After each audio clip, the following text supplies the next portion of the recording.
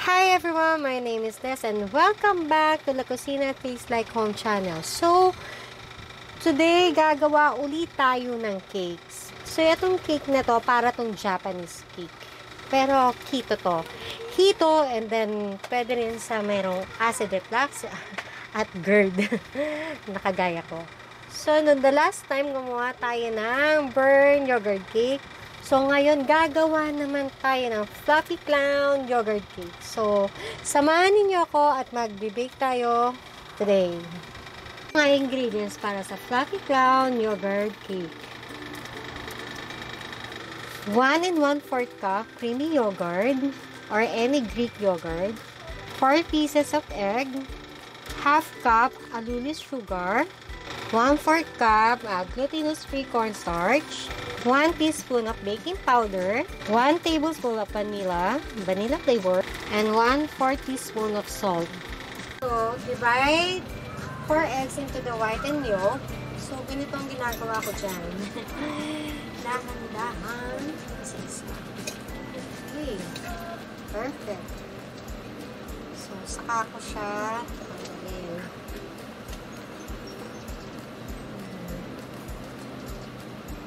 Easy.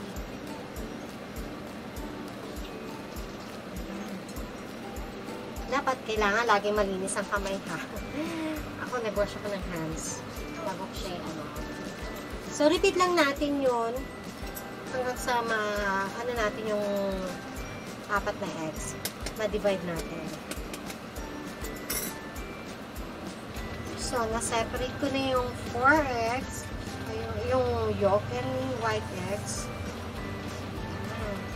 Set aside muna natin to. After natin nahiwalay si yolk, i-mix lang natin ito. Lang natin yung mixer. Mixer pa.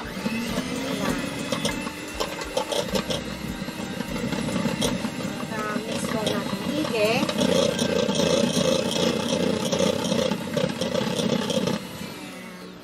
Lagay natin ng half cup na allulose sugar. Mix natin ulit.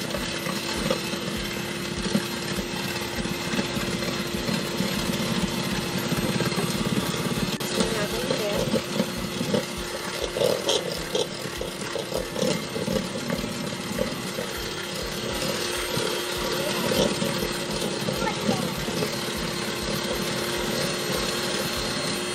After natin na nailagay yung allulose sugar, ilagay na natin yung gluten-free cornstarch.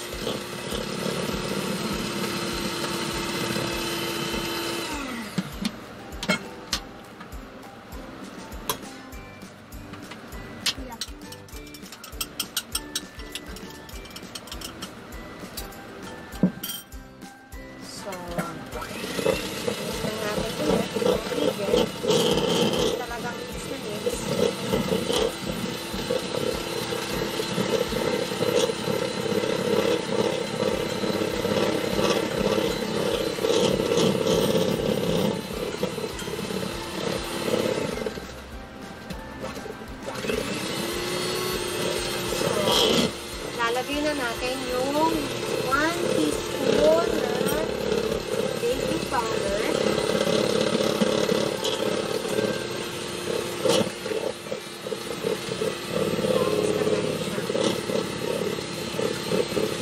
Para mag-combine.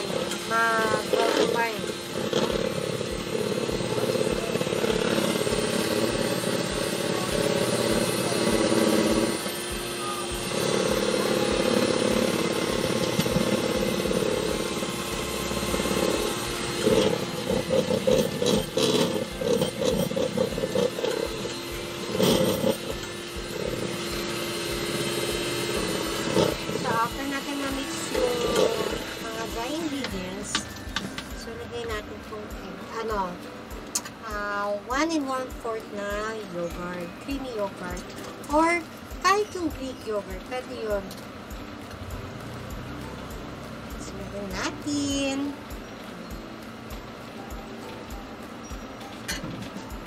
So mix natin ulit para mag-combine.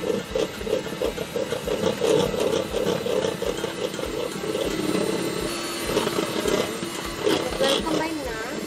Lagyan natin itong vanilla. Vanilla nyo na 1 tablespoon.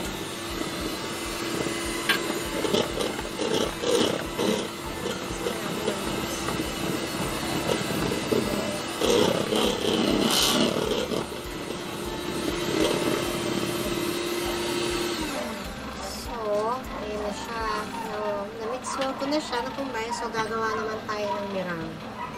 So, now, gagawa tayo ng mirang. Lagay tayo ng 1/4 teaspoon na salt. So, lagay na natin yan.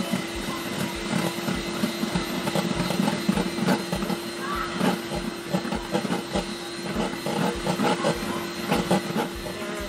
Heat natin yung protein until white mix na siya.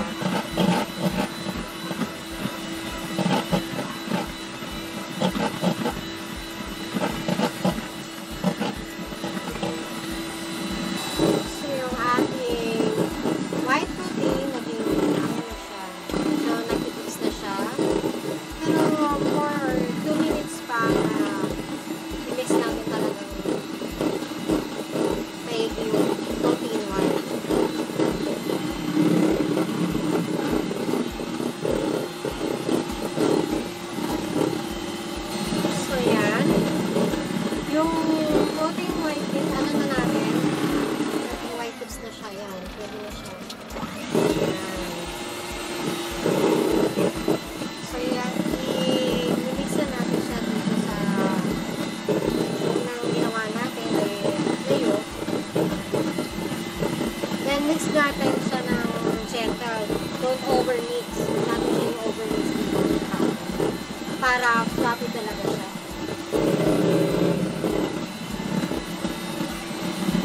So now, combine na natin yung ating white protein.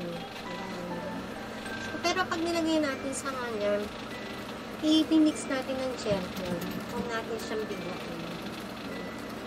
Kaya nagkaano ka lang.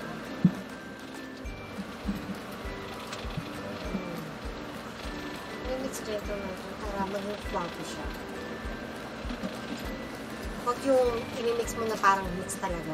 So, parang pina-fold lang natin siya.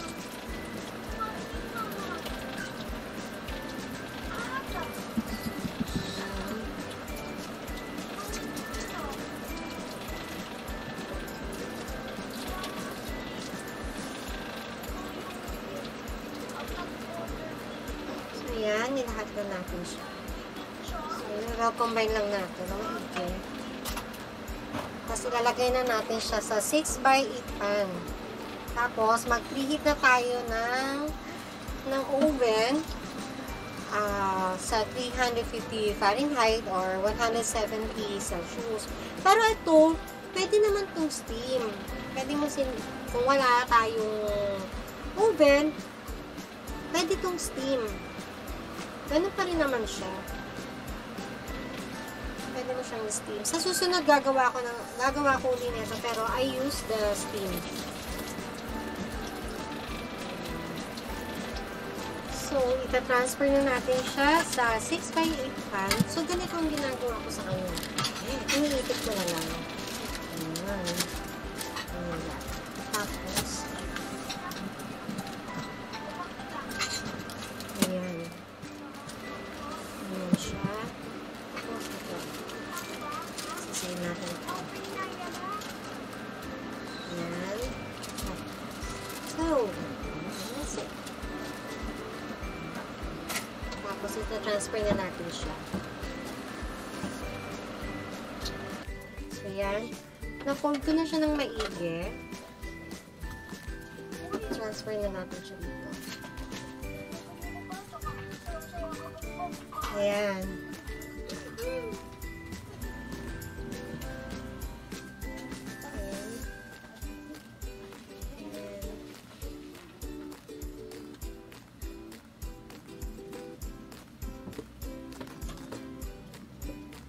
So, Simutin natin. Kasi sayang.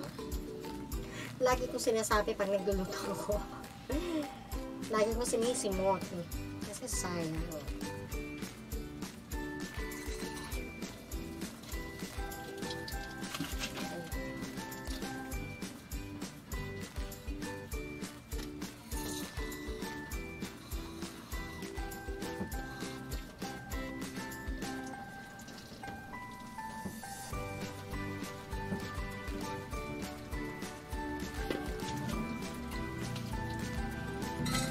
So, yan. Taktakin lang natin kanina. Para magsiksik. Tapos, hindi siya magbangkis. So, i-bake natin to for 50 minutes at 300 Fahrenheit or 170 Celsius. So, yan na siya. Talagyan lang natin to ng tubig. Yung warm water. Mga siguro 1 cup. Or 1.5 2 cups, ganyan. Huwag masyadong ano. Saka mo siya ilalagay nito. Para yung texture niya, pag niluto is fluffy talaga. So, i-bake na natin to for 50 minutes for 300 Fahrenheit or 170 Celsius. Tapos na ang ating keto Fluffy Clown Yogurt Cake. So, yan. So, tingnan natin. Let's see. Ayan. So, ayan na siya.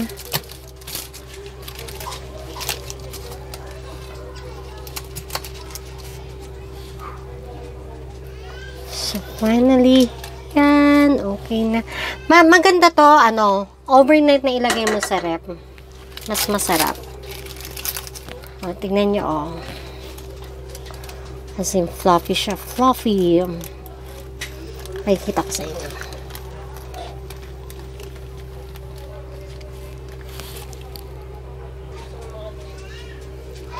Okay. Yan na siya.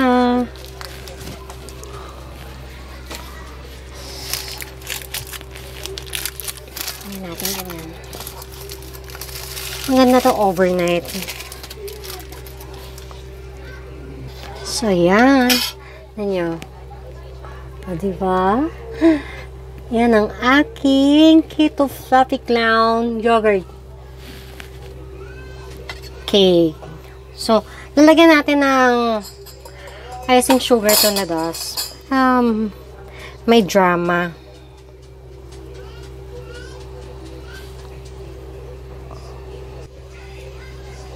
So, yan.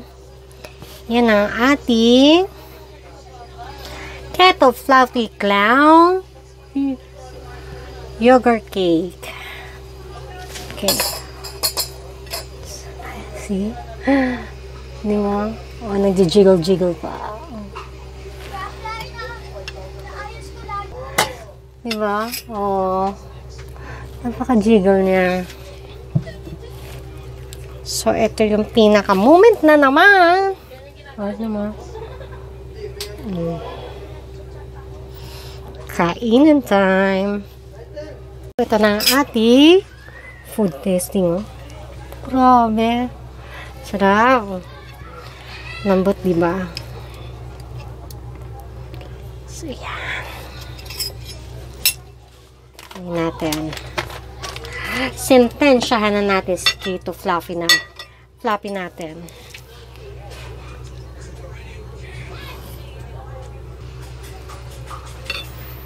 Yan. Diba? Sobrang lambot niya. Masarap to sa lagay nyo muna sa ref bago nyo kainin. So, yan. Oops. Sorry.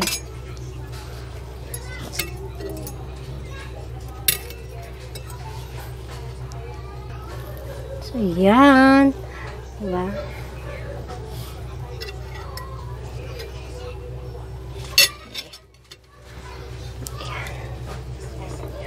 Okay. So, yan siya. As in. Hawakan ko lang ha. Excuse me.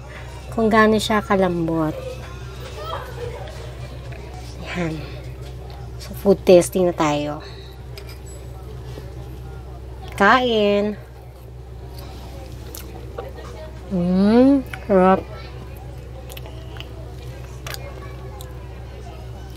Fluffy siya.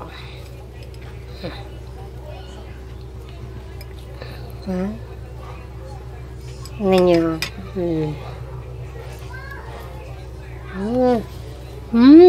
Sarap. Sabi. So, sa mga nakikito, tsaka may girl, okay sa inyo to. The best. So, sana nag-enjoy kayo sa aking recipe for today. So, sa mga hindi pa nakasubscribe, so please subscribe from my channel, La Cocina Tastes Like Home. So, marami pa tayong mga recipe na ilalabas. Soon, very soon. Marami, hindi lang pang keto, then international food, and mga pagkain na talagang bago sa panlasa natin. So, and then, sana po, yung isa din po na YouTube channel ko, na Des Official Lifestyle, sana po i-subscribe nyo rin. Yun po yung mga daily routine ko, mga kaganapan sa buhay ni Inday, mga travel, kung meron man tayo ngayon this coming April na Holy Week season. So, sana, meron tayong ano. So, thank you everyone, and sana masaya kayo rito sa aking cake. Sobrang sarap talaga siya. As in, fluffy, oh. O, yun. So, thank you everyone. So, please like, please subscribe if you haven't yet. So, see you my next vlog. And God bless you po sa inyong lahat. Keep safe. Bye!